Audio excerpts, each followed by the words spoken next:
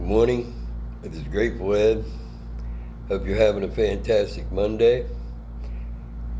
I want to send my a big hello to everybody, and I want to send my love to everyone. It is it's a great day to be alive, and it's a great day to be able to share my story, and hopefully it can help one person. If it helps one person, that's cool with me, and but it also helps me to talk about it. Excuse me, and try to put these pieces of the puzzle in place when all this information has been held back from me all my life. So again, I want to say something, that this is not about me. This is about us together. And I walked in this morning and saw on TV about the bank failure. Okay, that's a big deal because my grandma and grandpa, they used to talk about the Great Depression, and that's a real thing. And it's a real thing, that the realization that a couple things. Number one, we've been held in this matrix all our life, and some of us know it, some of us don't know it, some of us are just realizing that, and it's real important that people wake up together, because that's the only way we defeat these folks. And the other thing is, when the banks fail and there's no money or no access to funds, whatever, that's when the rubber hits the road. And it's quite evident. I've been talking about Biden administration. They don't care about people. They could care less about the people of America or the world. All they care about is running their agenda, okay, to destroy America, not make America great. We were a much better off country with President Trump, and I think we're lucky and blessed, really, that he got into office. And you see what kind of changes were made in those 4 years. Whether you like the man or not, you gotta understand that we had better opportunity and more doors opening for America and the world under his leadership. So I'll leave it at that. And it's this is it. This is really, really it. So, excuse me. The other thing I wanted to say is, a big thank you to the people that have been working, at different levels that I don't know about, but that have given me the benefit of the doubt. I really want to thank you from the bottom of my heart, because I believe this whole situation is going to turn out for the best. Okay, so thank you very much. Um,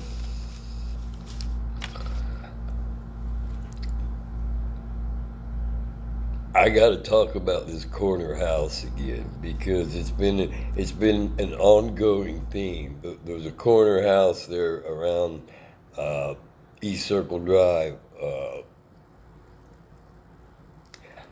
and let me start out by some of these things I didn't know. Some of them I grew up with and forgot about, but let me just start by saying. Uh, Basically, all the houses were the same, in the meadows. They were built that way. And then there was modifications done, whatever. So the thing about it is, uh, okay, there was a fire at that house, okay, and it was a bad fire. Pretty much destroyed the house, okay. So, and I remember that. I remember seeing that, and the fire department came and they took care of it and everything. So, the other thing I didn't know is, and let me just say this about Aunt June, okay? Animals love her, okay? Animals love her. Children, they love her. They gravitate to June. They really do. But she told me, okay, she told me that they had a cat, and the cat come up and rub against her and everything, and really, her and June bonded, okay. And And I can't remember if she said that was before the fire or after. Okay. So, anyway, you can take that for what it's worth. I thought it was significant, given the history of what happened.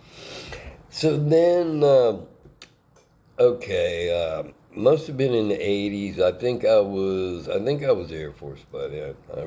I do, because I remember hearing about it. There was some teens who lived there.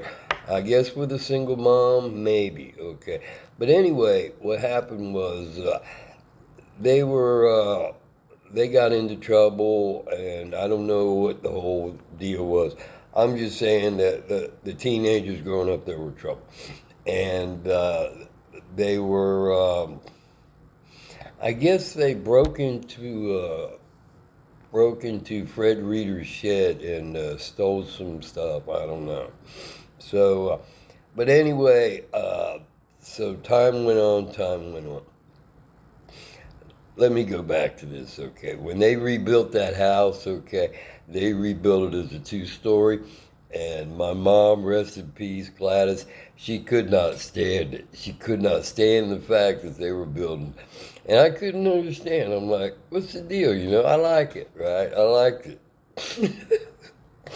Okay, so, but anyway, so they rebuilt the house, and then the mother and the children and the problems with the kids. Okay, so time goes on, time goes on, and okay, so I moved back home, and I really not really paying attention. Okay, June is okay, which also tells me there's a lot of other people that are retired around on that corner who's got a view, who sees these things. Okay, June Stubbs was not the only one.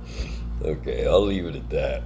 But anyway, okay, so there was a lady who moved in, and some woman, and she had a teenage son. And let's see, I guess the first thing that caught my mind was that she came up to June, and there's always trying to be a separation between me and June for some reason. And it could have been, it could be a thing. Hey, what's up? I'm your new neighbor. And it could be, they kept on their gang stalking and, trying to make friends with June and divide, okay? So I said, okay. Um, but then something happened. Oh, I know what it was. Their dog kept barking. Their dog kept barking day and night, day and night. And, finally somebody called the police on them. And thing about it is, okay, there was a dude that moved in with her. Okay, and that's when the trouble started. This had to be 2019, I believe, into 2019. Anyway, that's when I was walking. I've told part of the story, but I would take my walk in the morning, and the first thing that caught my eye was somehow he was going in the car or something, and then she had to run out. Oh, darling, have a nice day, and give him a kiss. And I'm like, are you sure? Okay, that didn't seem right. But anyway, after that, seriously, I was going by there, and they had a police maneuver, to try to block me, run over me. Okay, number one, and number two, I would continue on with my walks, and then the other part of it was that they would slow down. I mean, while I'm walking, they would slow down and eyeball and monitoring, intimidation or fear factor, if you will. Um, so that was significant too. So around that time is when I was drugged, and then the gang stalking started. Okay, right there and right then. The thing about it also is, I believe at that time there was a lot of SUVs coming around, some black and some white, some black and some white. Okay, so Okay, so those things went on, and I realized, hey, these attacks are real, uh, and it's coming from all sectors. And these folks have moved in the neighborhood. Okay, monitoring. Uh, that's also when the directed energy weapons started. Okay, so this was full on attack mode, and that corner house was involved with this history. Okay, so let's see. So I was going to IOP, and I already talked about the gang stalkers on the rides, on the Ubers and Lyft, and I don't need to go back into that. But thing about it is, we went through the IOP, and something was not right in there. Something was very, very scripted with some of the best students or members of the rehabilitation team, okay, on both sides, okay. The people that were in there as going through rehab or, learning education that way. And the same way with the instructors, okay. There was definitely a vibe of not a positive one. Thing about it is that and I say God intervened right there, right time, right place with these COVID restrictions, because they had to they cut us short for the days we had to go report, and I think the rest of it was done by telephone. Okay, so but that last day was very interesting. Okay, because number one of my, I'll say classmates, he mentioned to the instructor, they're going to let him go. Number two, I was approached like almost a desperate. Hey, let's get together. These things I did in the past, blah, blah, blah. Everybody, something wasn't right there. But the third one, I don't know if that makes sense or not, but I was approached for, companionship, trying to draw examples or trying to, I don't know how to describe that. It was so funky you can smell. Third one was there was someone that came to the class that day. They said he'd been left out of inpatient treatment. Okay, but he didn't look like it. All right, and he had a rap that was a little bit funny too. But anyway, uh, later on, we did some phone calls, okay, and on the phone calls, I believe it was the same dude.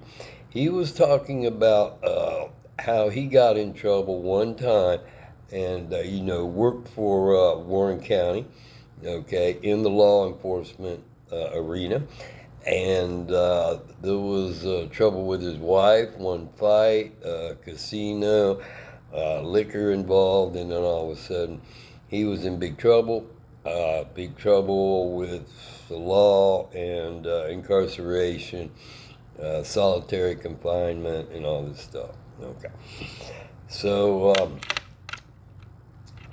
it was. I don't know if there was a correlation between that conversation and the dude that showed up at the end and the whole attacks that were being made, but I think it is significant to realize that between that person and some of the instructors and that VAIOP were all part of law enforcement. Okay, at the same time that I was being attacked. Okay, gang stock, directed energy weapon. Intimidation, okay, and I'm just saying that gang stalking is real, okay. These folks will go at nothing. They have no regard for you, your family, your friends, so-called friends, okay.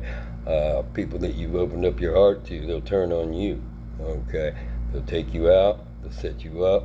Lord knows what kind of criminal schemes they had in the background, okay. But I do believe at the bottom of my heart that you got to stand up for yourself. Speak your truth and don't let them take your dignity, integrity, or try to project their hate or their shortcomings in life onto you to make you think, you're the bad guy or the bad woman. Okay, so anyway, thank you very much for listening today. I appreciate it. God bless you. God bless America. And keep on keeping on.